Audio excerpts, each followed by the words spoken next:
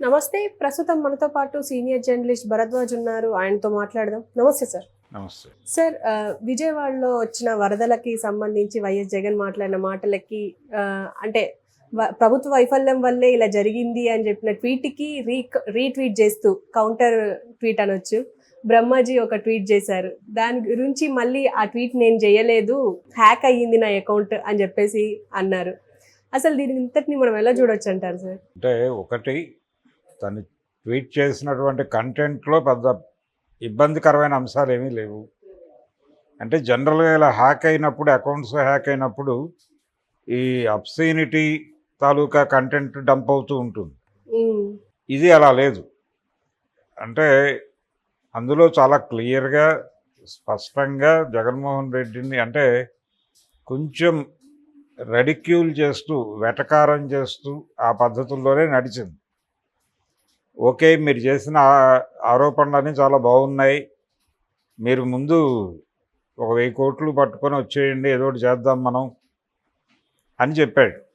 అంతే, అంతకుమించి వేరే ఏం లేదు దానిలో. మనం చేద్దాం, మనం జనంలోకి ఎడదాం, మనమే సేవ చేద్దాం, వాళ్ళతో సంబంధం లేదు, ప్రజలు తమ తప్పు తామే తెలుసుకుంటారు అనేది.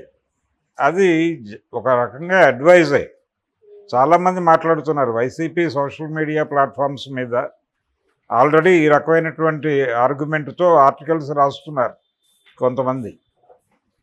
అంటే పొలిటికల్ పార్టీ అనేది కేవలం విమర్శలకు పరిమితం కావడం కాదు, యాక్టివిటీలో ఉండాలి. దానికి ఒక విస్తృతమైనటువంటి క్యాడర్ బేస్ ఉంటుంది. ఆ క్యాడర్ని కదిలించి వెంటనే సహాయ కార్యక్రమాల్లో పాల్గొనాలి. వాళ్ళు ప్రజలు పశ్చాత్తాపడాలి. అరే వీళ్ళు అనవసరంగా వీళ్ళని మనమే కదా అధికారంలోంచి దింపేశామని వాళ్ళు పశ్చాత్తాప పడేలాగా వీళ్ళ యాక్టివిటీ ఉండాలి. ప్రజలకు కష్టం వచ్చినప్పుడు అండగా నిలబడాలి, శిబిరాలు వేయాలి, భోజనాలు పెట్టాలి. వీళ్ళ పద్ధతిలో వీళ్ళు కొంత ఫండ్ మొబలైజ్ చేసి సహాయ కార్యక్రమాలు ప్రారంభించేయాలి. అంటే ప్రభుత్వం మీద విమర్శలు చేయొద్దని నేను అంటలేదు, విమర్శలు చేయాలి. విమర్శ చేస్తూ, వాళ్ళని గైడ్ చేస్తూ, వాళ్ళని సరిచేస్తూ, వాళ్ళ అవగాహనలో ఎక్కడైనా తప్పులున్నాయని తనకు అనిపిస్తే దాన్ని చెబుతూ, అలా ప్రభుత్వాన్ని గైడ్ చేస్తూ ముందుకు నడిపించే పని చేస్తూనే తాను ప్రజలకు ఏం చేయగలనో అది కూడా చేయాలి. ఈ 2 పనులు చేయగలిగితే ప్రజలకి ఈ పార్టీ మీద ఒక విశ్వాసం పెరుగుతుంది. అది జరగాల్సిన పని. అంటే యాక్టివ్ అపోజిషన్, ప్రొడక్టివ్ అపోజిషన్ అని 2 ఉంటాయి. Active opposition role Jaganmohan Reddy గారు ప్లే చేస్తున్నాడు. యాక్టివ్ అపోజిషన్ కాదు, ప్రొడక్టివ్ అపోజిషన్గా ఉండమని చాలామంది సలహాలు చెప్తున్నారు ఆయనకి. ఆ ప్రొడక్టివ్ అపోజిషన్గా ఉండటం అంటే ఇదే, సహాయ కార్యక్రమాలు ఆయనే తీసుకోవటం, ఆయనే స్వయంగా వెళ్ళి బాధితుల తరఫున నిలబడి వాళ్ళకి అక్కడ శిబిరాలు ఏర్పాటు చేసి, ఒకవేళ అందరినీ ఒక చోటకు తీసుకొచ్చి కమ్యూనిటీ కిచెన్ లాంటిది ఆర్గనైజ్ చేసి ఈ వాళ్ళకి ఆహారం అందేలాగా చూడటం, ఇవన్నీ. అంటే ప్రభుత్వం వెళ్ళలేని ప్రాంతాలకు కూడా వీళ్ళు వెళ్ళి వీళ్ళకున్న క్యాడర్ బేస్ని వాడి ఒక స్వచ్ఛంద సేవా కార్యక్రమంగా నడపాలి దీన్ని. అలా నడపగలిగితే పార్టీ ప్రతిష్ట పెరుగుతుంది అని అందరూ మాట్లాడుతున్నట్టే ఈయన మాట్లాడాడు.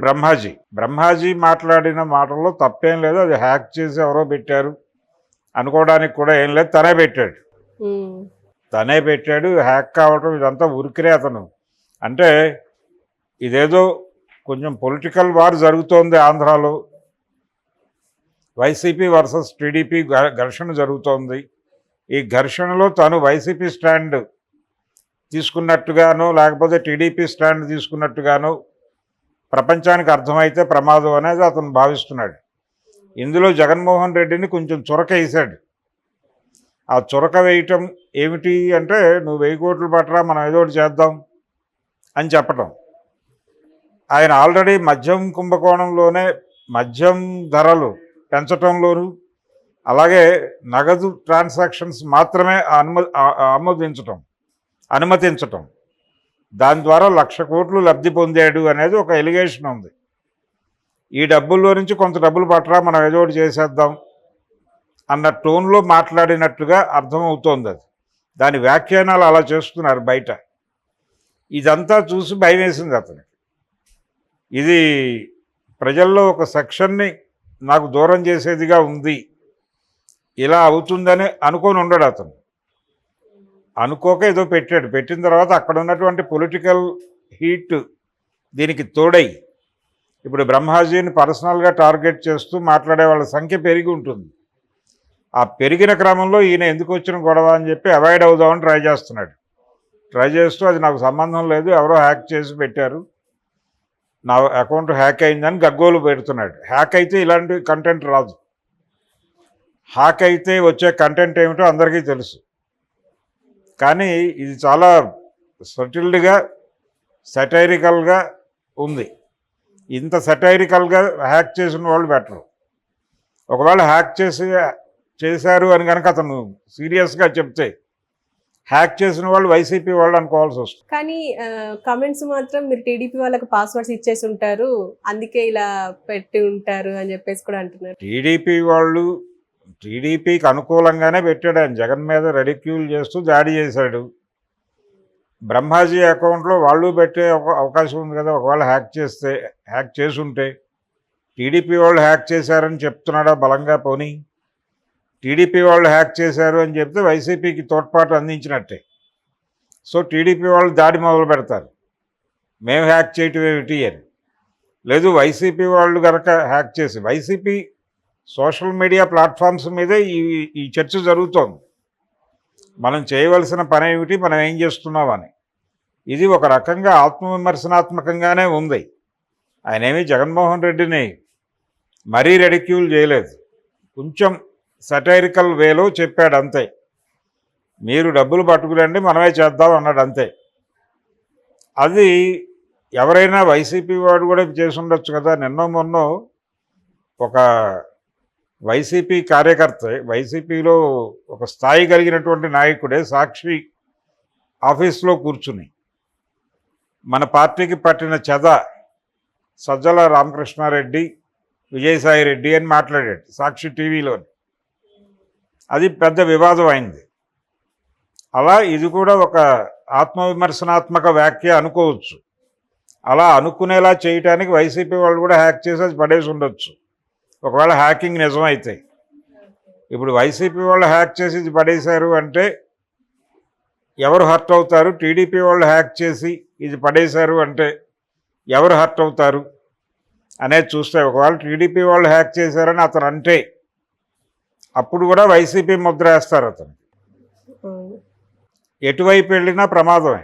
అందుకని అతను టోటల్గా సైలెన్స్లోకి వెళ్ళిపోయాడు. ఎవరైనా ఏదైనా మాట్లాడుకోండి, నాకు సంబంధం లేదు, ఎవరు హ్యాక్ చేశారో నాకు తెలియదు, నా అకౌంట్ సైబర్ క్రైమ్కి కూడా కంప్లైంట్ చేసిన అని చెప్తున్నారు. కంప్లైంట్ చేసుండొచ్చు. అంటే ఒక మాట అన్న తర్వాత దానికి సంబంధించిన అన్ని పనులు చేసేయాలి కాబట్టి చేసుంటాడు.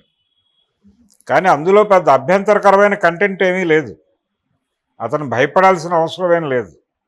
ఎందుకు భయపడుతున్నాడు అంటే దాని మీద వస్తున్న రియాక్షన్స్ చూసి భయపడుతున్నాడు. ఆయన భయపడే ఆ ఏరియాలో మనం ఎందుకులే అనవసరంగా ఏదో ఒక స్టాంప్ వేస్తారు, అటో ఇటో ఒక గాడి కట్టేసి తెలుగుదేశం వాడినను వైసీపీ వాడినను ఒక ముద్ర వేస్తారు, ఎందుకు వచ్చిన గొడవ అని అనుకునే పద్ధతిలో వెనక్కి వెళ్తున్నాడు. కానీ ఆయనే రాశాడు,